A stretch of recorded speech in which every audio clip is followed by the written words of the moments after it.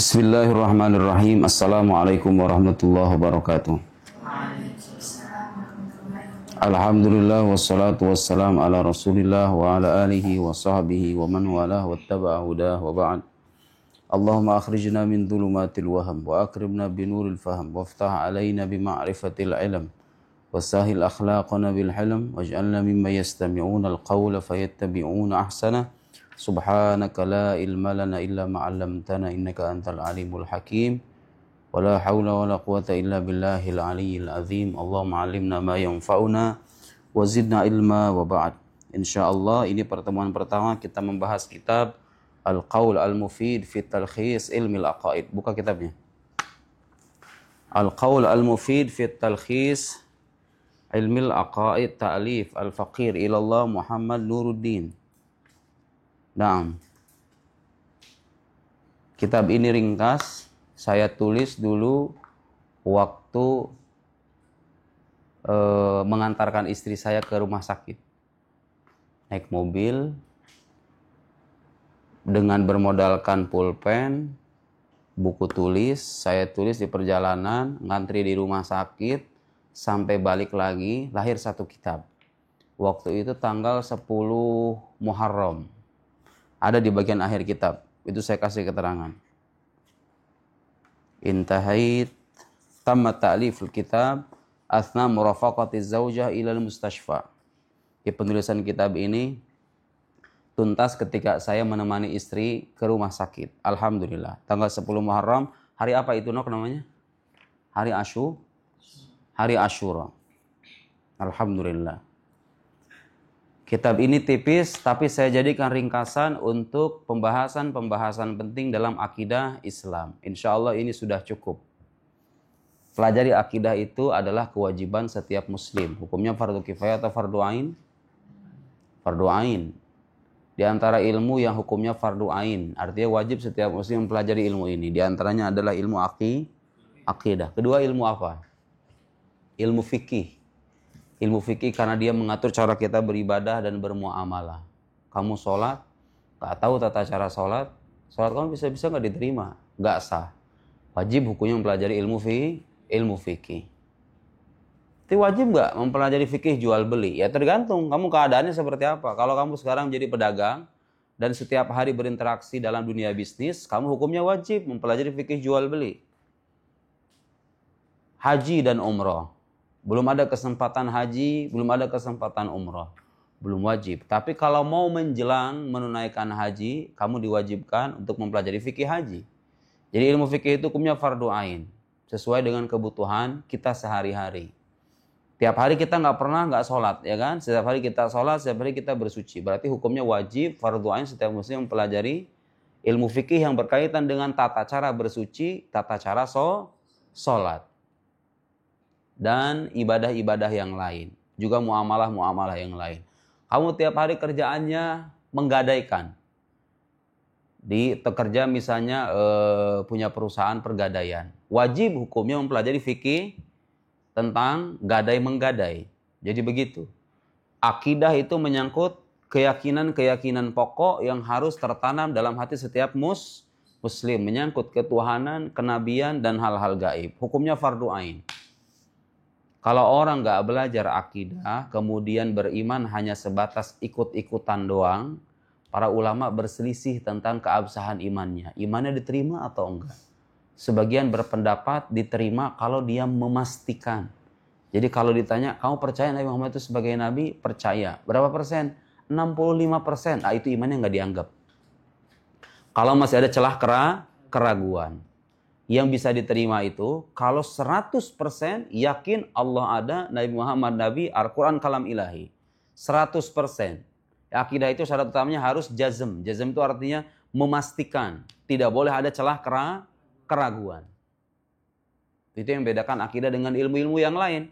Makanya dalil-dalil dalam akidah itu dalilnya harus bersifat pasti, harus bersifat jelas. Nggak boleh hanya dalil-dalil yang sifatnya samar atau bersifat dhonni. Kemudian ulama lain berpendapat imannya orang yang ikut-ikutan itu, yang cuma iman, kamu percaya kepada Tuhan kenapa? Karena orang tua saya ngajarinya begitu. Karena guru ngaji saya ngajarinya begitu. Nah, orang yang ikut-ikutan ini, sebagian ulama yang lain berpendapat imannya nggak sah. Artinya kalau iman nggak sah gimana dong? Amalan kita bisa berujung dengan sia-sia. Nauzubillah. Dikasih kesempatan 40 tahun, 50 tahun, ada yang 60 tahun, hidup 30 tahun, saya usia 30. Mempelajari kitab segini doang. Jadi kalau mau diringkaskan kitab akidah itu sebetulnya nggak begitu panjang. Pembahasan-pembahasan ini kan nggak begitu panjang lebar. Ada kitab-kitab akidah yang tebal-tebal, yaitu untuk level menengah, level tingkat tinggi, para mahasiswa, dosen, kaum intelektual, itu beda lagi.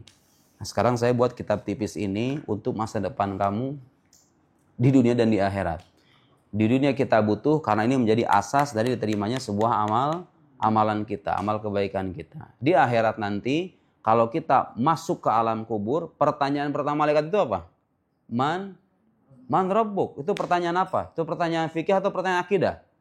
Pertanyaan akidah. Man Rabbuk? Siapa Tuhan? Who is your God? Ini malaikat nanya pakai bahasa Arab. Man Rabbuk? Kalau orang nggak tahu, dia akan menjawab tidak tahu. Manakala dia gagal di tahap ujian yang pertama, nauzubillah, bisa jadi gagal di tahap selanjutnya. Jadi hukumnya fardu ain. Ilmu yang ketiga yang fardu ain itu apa? Ilmu apa? Ilmu akhlak. Ilmu akhlak. Orang sholat, dia menunaikan haji, umrohnya hampir tiap bulan, akidahnya mantap, tapi bibirnya nggak bisa dijaga. Suka mengambil hak milik orang lain. Dia suka membuli orang lain. Ada nggak yang kayak begitu? Sholatnya jalan, tapi lisannya tidak bisa dijaga. Suka melukai hati orang lain. Ada. Karena itu wajib hukumnya mempelajari, setiap muslim wajib mempelajari ilmu akhlak. Ilmu akhlak ini namanya beda-beda. Ada istilah ilmu akhlak. Ada lagi istilah belakangan ilmu tasawuf. Ilmu tasawuf itu ilmu yang berusaha untuk menyucikan diri kita dari sifat-sifat yang tercela dan menghiasinya dengan sifat-sifat yang terpuji. Ada orang kalau dikasih ujian hidup itu protes. Dia mengeluh, protes, mempertanyakan keadilan Tuhannya. Ada kan? Sholat mah sholat jalan, tapi ketika dikasih ujian, ya Allah kenapa engkau tidak adil kepadaku? Aku sudah beribadah kepadamu. Nuntut sama Tuhannya. Ada yang kayak begitu. Itu contoh akhlak yang tercela. Dosa batin yang tercela, yang kadang-kadang ada dalam hati seorang manusia. Datang ilmu tasawuf mengajari kita tentang pasrah, tentang ridho, tentang tawakal, tentang kesabaran, tentang mahabbah, rasa cinta kepada Allah, kepada Rasulnya, kepada sesama manusia, dan lain-lain. Itulah 3 ilmu yang menjadi fondasi dari seluruh ajaran Islam. Yang lain-lain, ilmu nahu, ilmu sorof itu ilmu pembantu. Kamu belajar ilmu nahu, ilmu sorof buat apa itu tujuannya? Supaya bisa memahami Al-Quran yang ditulis dalam bahasa Arab. Supaya memahami hadis Nabi Shallallahu Alaihi Wasallam. Ilmu balaghah juga begitu. Ilmu mantik juga begitu. Ilmu usul fikih juga begitu. Itu ulum khadimah, ilmu-ilmu yang membantu untuk kita memahami 3 pokok ajaran Islam itu. Karena ajaran Islam seperti yang pernah saya bilang teringkas dalam 3 pokok utama. Satu namanya akidah, kedua syariat, ketiga akhlak. Akidah itu dibahas dalam ilmu namanya ilmu apa? Ilmu tauhid yang mau kita bahas ini. Syariat dibahas dalam ilmu fikih dengan ilmu-ilmu lainnya. Akhlak dibahas dalam ilmu tasawuf. Dengan begitu maka lengkaplah sudah bekal kita dalam beragama. Nah, sekarang kita akan baca pengantar kitab ini, Al-Qaul Al-Mufid fi Talkhis Ilmil Aqaid. Hukumnya wajib ya. Setiap muslim wajib hukumnya mempelajari. Tentu gak wajib mempelajari kitab ini. Saya menulis kitab ini untuk menyederhanakan aja. Alhamdulillah, lihat pembukanya. Wassalatu wassalam ala Rasulillah. Ini kebiasaan para ulama dulu. Kalau mereka mengarang kitab, biasanya memulai dengan memuji Allah Subhanahu wa Ta'ala. Karena sadar betul bahwa ilmu yang kita dapat pada hakikatnya berasal dari Allah Subhanahu wa Ta'ala. Juga berharapkan keberkahan. Kita memulai sesuatu yang baik dengan mengembalikan kebaikan kepada penciptanya, yaitu Allah Subhanahu wa Ta'ala.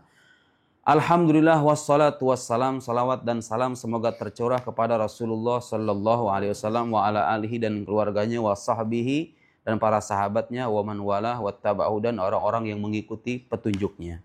Amma ba'du. Faminal musallami, harokatin. Kita sambil ngaji ya. Faminal musallami anna ilma tauhidi kana min ahammil ulumil islamiyah. Faminal musallam. Di antara sesuatu yang sudah disepakati. Musallam itu artinya disepakati. Yang ada perbedaan redaksi. Karena ini versi yang udah cetak. Buku ini bisa didapat di Maktabah Turmusi. Itu yang dipegang sama kamu, cetakan dulu, cetakan sendiri. Cetakan khusus untuk para santri.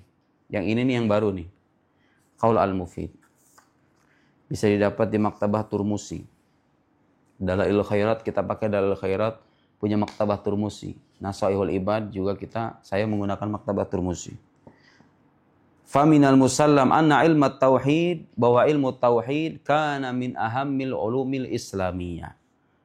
Termasuk salah satu ilmu keislaman yang penting. Yang paling penting.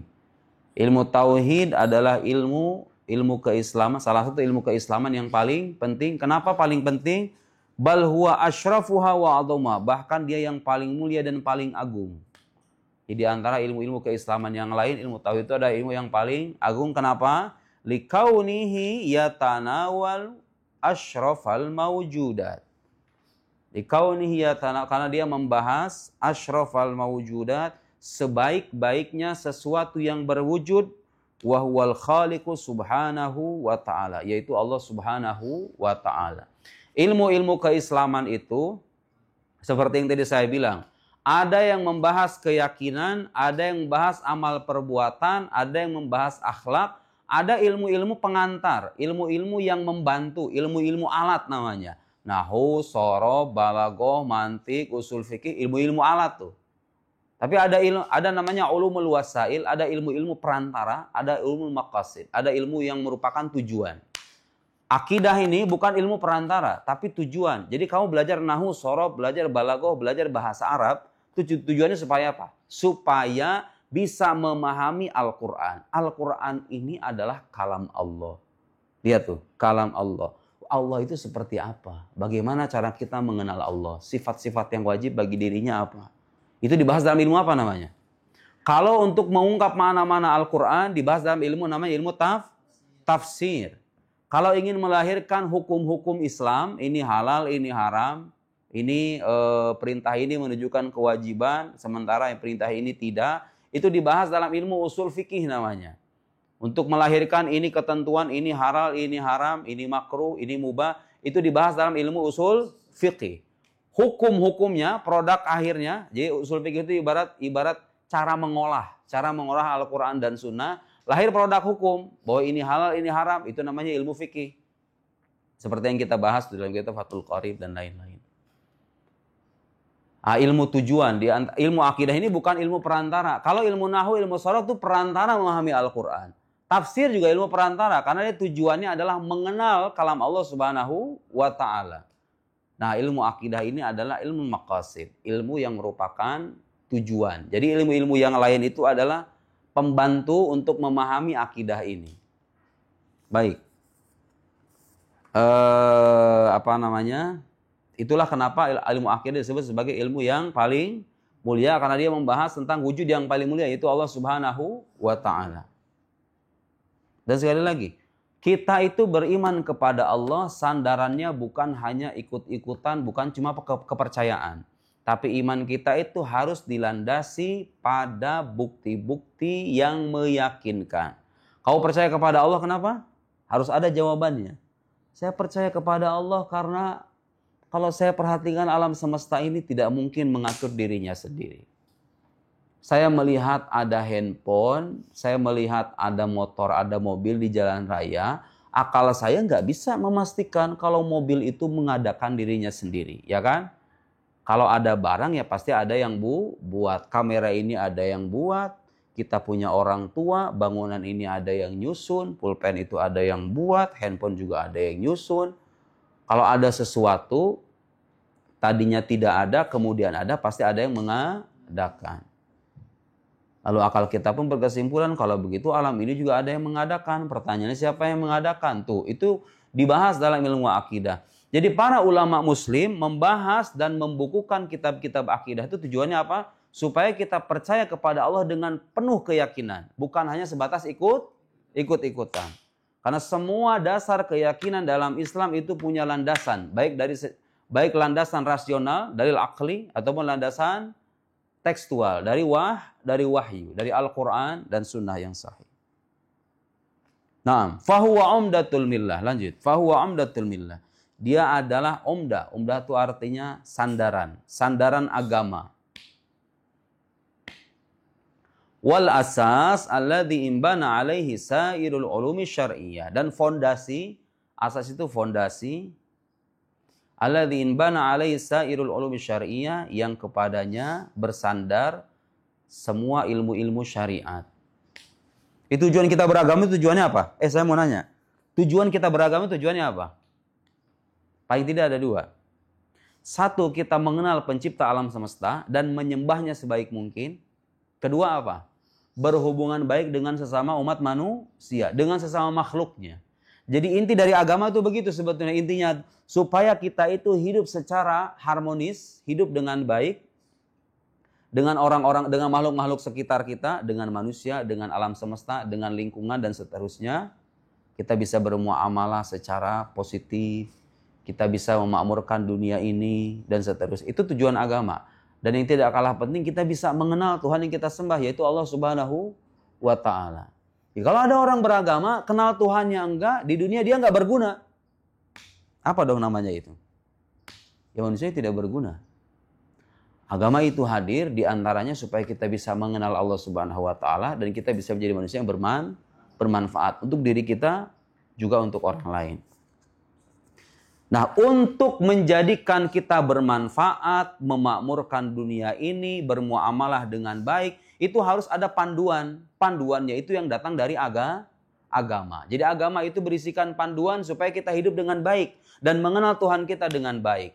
Di antara ilmu yang mengajari kita, yang menjelaskan kepada kita tentang sifat-sifat Allah, apa yang wajib, apa yang mungkin, apa yang mustahil, dan pertanyaan-pertanyaan yang sering terlintas di benak kita tentang Gusti Allah, itu adalah ilmu akidah. Karena itu dia menjadi landasan dari ilmu-ilmu syariat.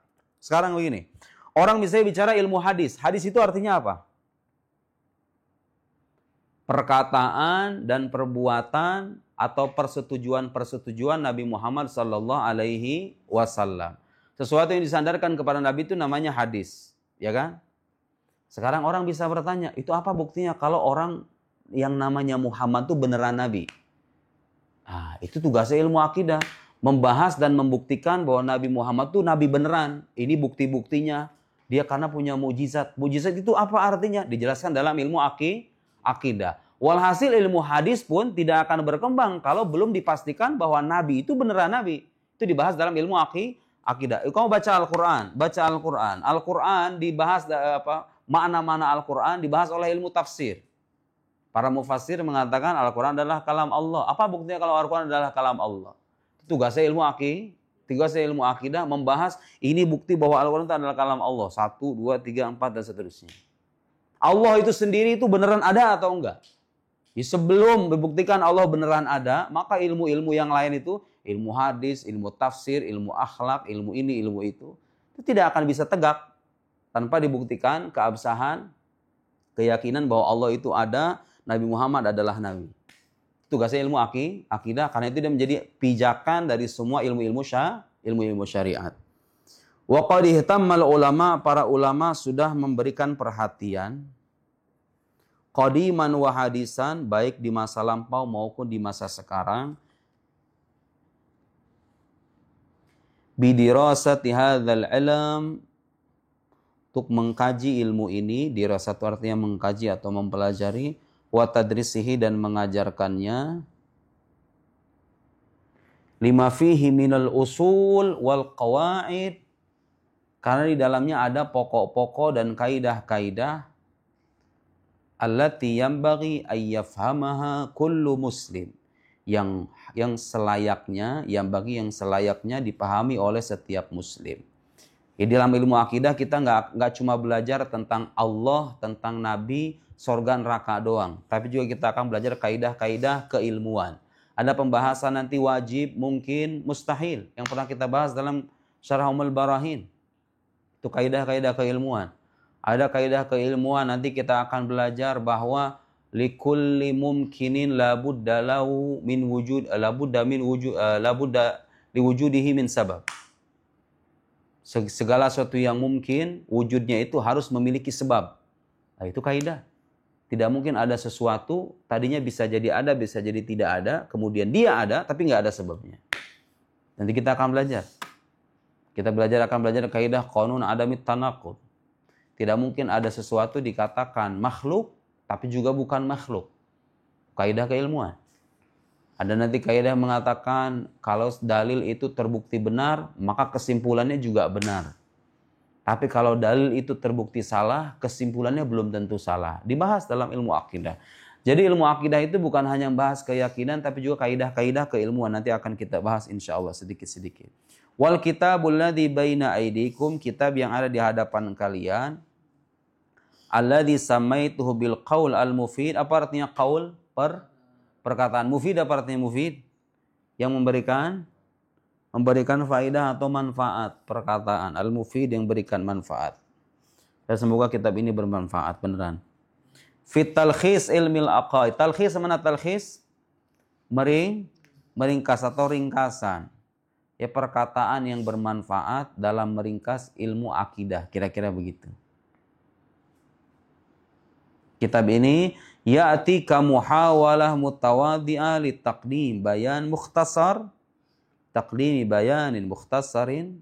Datang sebagai upaya sederhana. Tawadhi'ah sederhana. Li taqdim bayan mukhtasar, untuk mengedepankan penjelasan yang ringkas. Wa murakkaz, dan apa murakkaz itu fokus gitu ya. Terarah. Haula kubra mabahith hadzal ilm, terkait tema-tema besar dalam ilmu ini, muayyadan bil adillatil aqliyah wan naqliyah, dengan dikukuhkan melalui dalil-dalil rasional dan dalil-dalil tekstual. Dengerin, ini penting, dengerin. Saya menuliskan di kitab ini dalil akli, dalil nakli. Jadi kalau kita bicara akidah, bukti kebenaran akidah itu ada dua macam. Satu ada namanya bukti rasional. Kalau bukti rasional itu artinya apa? Bukti yang mengandalkan akal. Ada bukti tekstual, yaitu dengan merujuk pada Al-Quran. Nah, uniknya akidah Islam itu begitu. Punya landasan secara rasional, jadi akal kita itu nggak menentang. Nggak menentang keyakinan yang kita anut. Akal sehat kita tidak menentang keyakinan yang kita anut, justru menguatkan dan mengukuhkan. Itu namanya dalil akli, dalil rasional. Seperti halnya misalnya, kenapa kamu percaya Tuhan ada? Ya karena alam ini ada dari ketiadaan. Segala sesuatu yang ada dari ketiadaan pasti ada yang mengadakan, kesimpulannya alam ada yang mengadakan. Itu contoh dalil akli atau dalil rasional. Dalil apa dari Al-Quran? Kalau Allah ada, fa'lam annahu la ilaha illallah. Ketahuilah bahwa tiada Tuhan selain Allah. Contoh. Allah tidak bermula. Namanya apa sifatnya kalau tidak bermula? Qadim. Punya sifat namanya qidam. Apa buktinya? Kalau Allah tidak bermula. Nanti dijelaskan secara rasional. Terus dari mana Al-Quran? Dalilnya dari Al-Quran. Oh, huwal awalu wal akhiru wal zahiru wal batin. Kayak gitu ya. Nah, penjelasan tentang adanya bukti rasional, bukti tekstual itu mengukuhkan kesimpulan bahwa tidak ada keyakinan dalam Islam kecuali dikukuhkan oleh akal sekaligus punya sandaran dari wahyu yang terpercaya dan meyakinkan. Makanya kita berkeyakinan itu gak cuma ikut-ikutan doang, harus tahu dalilnya. Dan dalil-dalil ini sudah saya ringkas sebisa mungkin. Jadi sandaran akidah itu bukan cuma sebatas wahyu, tapi juga ada argumen rasional. Bukan hanya sebatas argumen rasional, tapi harus punya rujukan dari wahyu. Itu agama yang benar harus begitu. Agama itu bisa dikatakan benar kalau pokok-pokok keyakinannya dikukuhkan oleh akal sekaligus punya sandaran wahyu yang terpercaya dan meyakinkan. Dalam hal ini apa? Al-Quran. Jadi dalam akidah Ahlussunnah wal Jamaah, kalau kita bicara dalil, bukan hanya sebatas dalil nakli, tapi juga ada dalil akli. Wa qarartu Dan aku memutuskan an aj'alahu kitaban mukhtasaran, untuk menjadikannya sebagai kitab yang ringkas. Saya menulis kitab ini ringkas biar bisa dibawa kemana-mana. Tashilan, untuk memudahkan. Litolabah al-mubtadi'in. Mana mubtadi'in? Litolabah, untuk para pelajar, al-mubtadi'in pemula. Jadi jangan nuntut banyak ya. Saya menjelaskan kitab ini untuk pemula, orang-orang pemalas yang kalau pengen ngaji, pengen cepat selesai. Saya bikin tulisan kitab yang ringkas, mudah-mudahan bermanfaat. Wa nahnu na'ish, dan sekarang kita hidup fi asrin, di suatu masa, qalla fihi ihtimamun nasi bihadzal ilm.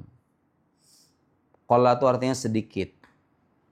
Ihtimamun nasi bihadzal ilm, perhatian orang-orang terkait ilmu ini. Sekarang orang lebih suka dengar TikTok, Instagram, YouTube ketimbang ngaji kitab. Kalau ngaji kitab tebal-tebal, orang sekarang pada malas. Makanya saya bikin kitab yang ringkas. Fallaha as'al, kepada Allah lah aku memohon, ayyam fa'abihi tulab wa talibat, agar dia memberikan manfaat dengan kitab ini kepada para pelajar, putra dan putri. Wallahu min wara'il qasad, Allah lah di balik setiap maksud. Wala rabba siwah, dan tiada Tuhan selainnya.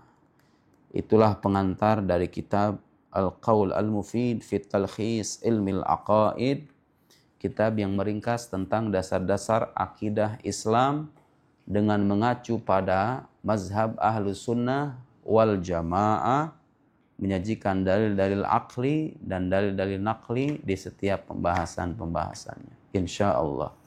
Naktafi bihadzal qadar, kita cukupkan sampai di sini. Wallahu a'lam bissawab. Allahumma salli afdalas salatin ala as'adi makhluqatika sayyidina Muhammad wa ala wa sahbihi wa sallim adada ma'lumatika wa midada kalimatika kullama kadzakiruna wa ghafala an dzikrikal ghafirun.